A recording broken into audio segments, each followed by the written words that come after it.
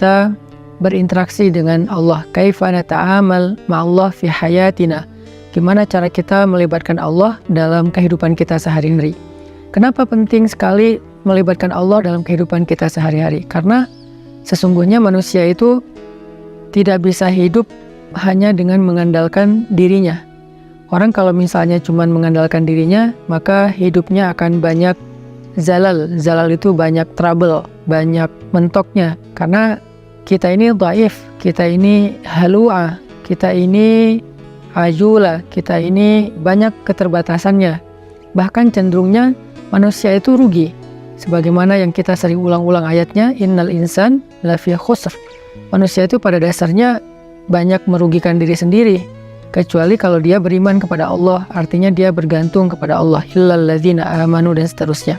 Makanya belajar melibatkan Allah itu sesuatu yang sangat darurat ya, sesuatu yang sangat penting dalam kehidupan kita. Kalau kita pengen ada keajaiban dalam hidup kita, atau pengen dikasih jalan keluar ketika kita mentok, atau kita pengen meraih hal-hal yang kita anggap mustahil. Kenapa? Karena kata mustahil itu hanya berlaku untuk kita, tidak berlaku untuk Allah. Karena Allah ala kulli syai'in qadir. Banyak hal yang bagi kita itu jauh, tapi bagi Allah dekat. Bagi kita itu besar, tapi bagi Allah itu kecil. Bagi kita itu mahal, bagi Allah itu murah. Bagi kita itu tinggi, nggak terjangkau, bagi Allah itu rendah dan sangat mudah gitu. Bagi kita sulit, bagi Allah itu mudah. Jadi kalau kita hidup hanya dengan mengandalkan diri kita, banyak hal yang akan kita hadapi dengan hanya berkeluh kesah. Tapi kalau kita hidup dengan melibatkan Allah, justru kita akan menjadi orang yang optimis. Lalu ketika kita dapat masalah, kita sabar. Kalau kita dapat nikmat, kita syukur. Dan itulah hakikat dari kebaikan hidup seseorang. Antara sabar, syukur, karena kedua-duanya adalah khair. Kedua-duanya adalah kebaikan bagi dia. Pada episode kali ini saya akan mencoba untuk berbagi dengan teman-teman sebuah hikmah. Hikmah itu kalau dalam bahasa Arab kata para ulama artinya al-isabah fil qawli wal amal. Baik atau tepat dalam ucapan dan tepat dalam perbuatan. Jadi orang yang hakim, orang yang ahli hikmah itu ucapannya itu tepat.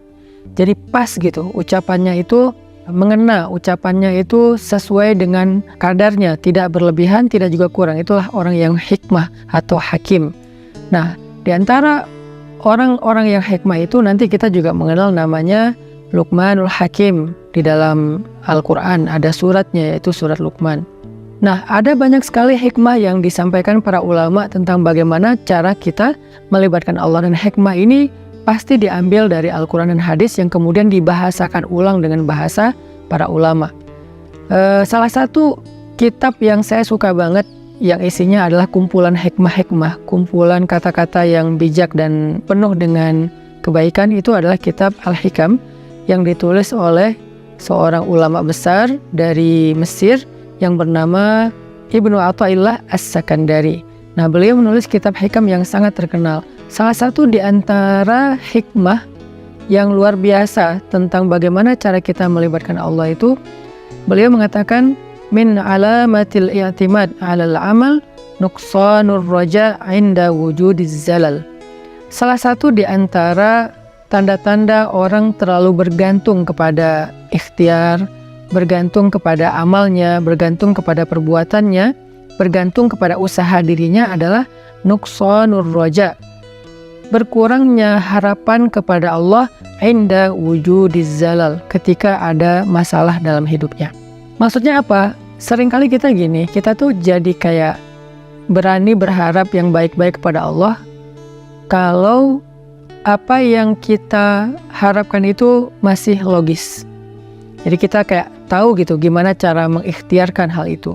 Kita tahu bagaimana cara mendapatkan hal itu, sehingga kita masih berharap pada Allah, ya Allah mudahkanlah saya. Misalnya kayak kita pede bisa dapat kerjaan, atau misalnya kita udah ngerasa bahwa insya Allah saya layak mendapatkan pekerjaan itu, sehingga kita mendaftar di sebuah perusahaan. Kita masih berharap pada Allah supaya Allah mudahkan urusan kita. Tapi ketika ternyata kita ditolak sana-sini, kita ketuk setiap pintu-pintu di bumi, ternyata nolak kita sehingga kita nggak punya kerjaan, kita tiba-tiba jadi putus asa, jadi nggak berharap lagi, jadi nggak optimis, Karena ngerasa kayaknya pintu-pintu bumi udah tertutup. Karena ngerasa kayaknya ikhtiar kita itu udah mentok. Kayaknya udah nggak ada lagi perusahaan yang bisa kita hubungi gitu. Sehingga ketika pintu-pintu di bumi udah tertutup, kita jadi berkurang juga harapan kita kepada Allah. Padahal orang yang baik dalam melibatkan Allah dalam hidup itu justru di saat pintu-pintu di bumi tertutup, dia masih berharap kepada Allah. Di saat itulah Allah terlibat. Jadi jangan sampai ketika pintu bumi tertutup, manusia meninggalkan kita, jalan-jalan ikhtiar itu kayaknya udah mentok, kita jadi berprasangka buruk dan tidak lagi berani berharap yang baik-baik kepada Allah. Justru ketika keadaan kita lagi sulit, keadaan kita lagi mentok, pintu-pintu di bumi tertutup, manusia meninggalkan kita, justru saat itulah saat kita bisa melibatkan Allah seutuhnya karena tidak tercampur dengan keyakinan kita kepada makhluk. Dan saat itulah saat yang paling ajaib, saat kita mentok. Maka harusnya ketika kita mentok, ketika kita merasa kayak nggak ada harapan di antara manusia atau di bumi, kita justru semakin besar harapannya kepada Allah Subhanahu wa Ta'ala. Dan itulah cara paling ajaib melibatkan Allah dalam urusan kita. Kayak masalah jodoh misalnya. Ada orang yang dia udah siap menikah, udah punya pekerjaan tetap, punya penghasilan yang baik, kemudian secara penampilan dia juga good looking, orangnya juga baik gitu. Terus dia suka sama seorang cewek. Datanglah dia untuk melamar cewek tersebut. Dan sepertinya cewek itu juga kayaknya perhatian sama dia. Sehingga dia nggak tahu GR apa enggak, dia kayak berharap kayaknya nih udah waktunya nih saya serius dan melamar dia.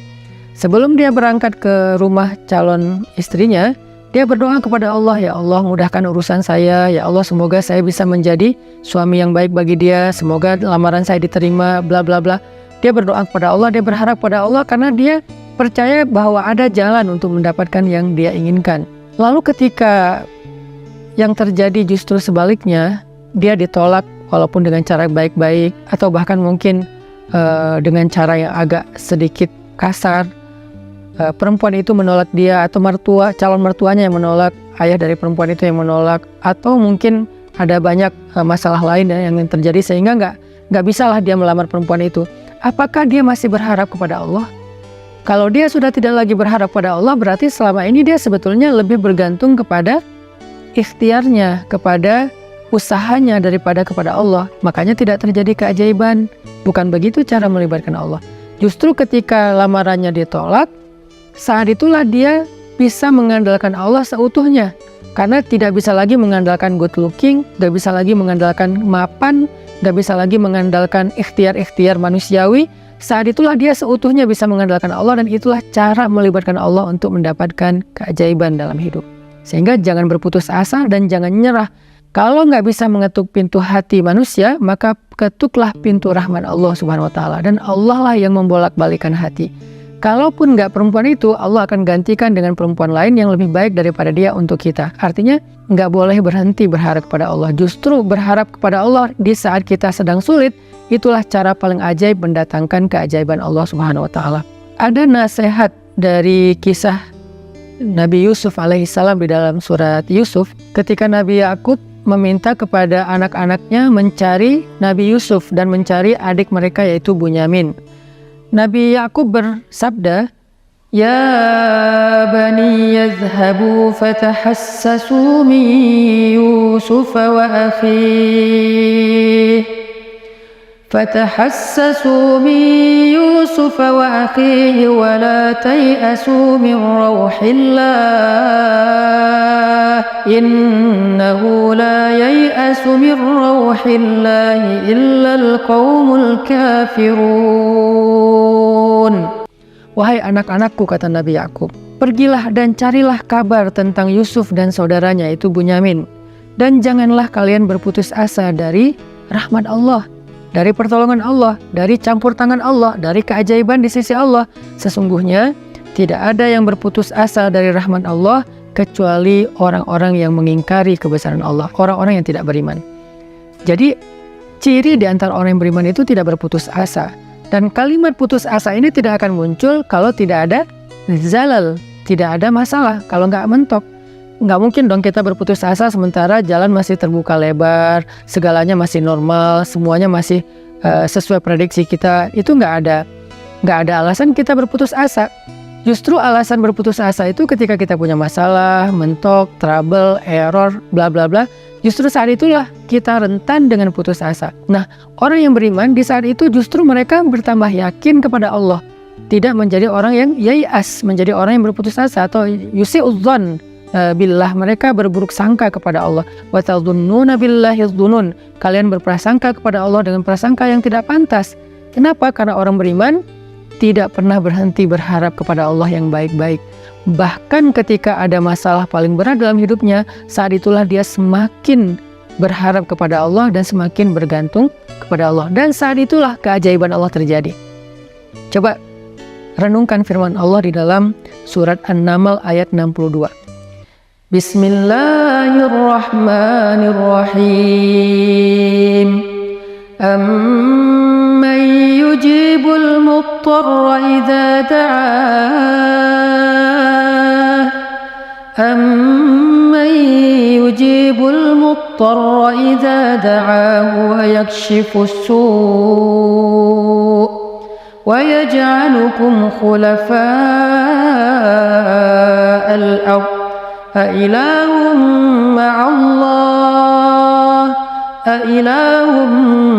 مع الله قليلا ما تذكرون.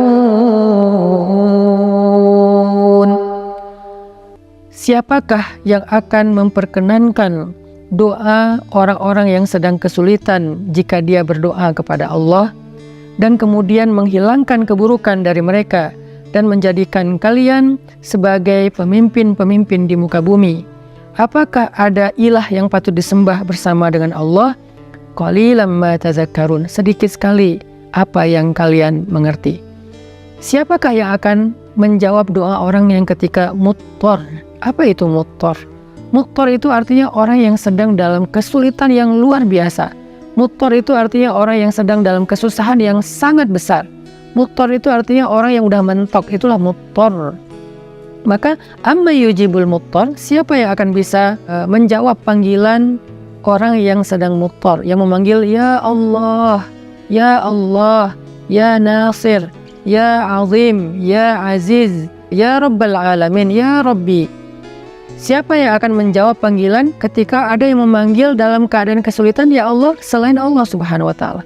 Hanya Allah yang bisa menjawab. Ketika manusia tidak bisa menjawab, orang tua nggak bisa menjawab, teman-teman nggak bisa menjawab, mereka nggak ngangkat telepon, nggak ngebalas WA, nggak ada yang mau membantu kita, nggak ada yang yujib. La ahad yujibuna, tidak ada satupun yang menjawab kita. Faman yujibul muttar, siapa yang menjawab kita ketika dalam keadaan muttar seperti itu? Allah.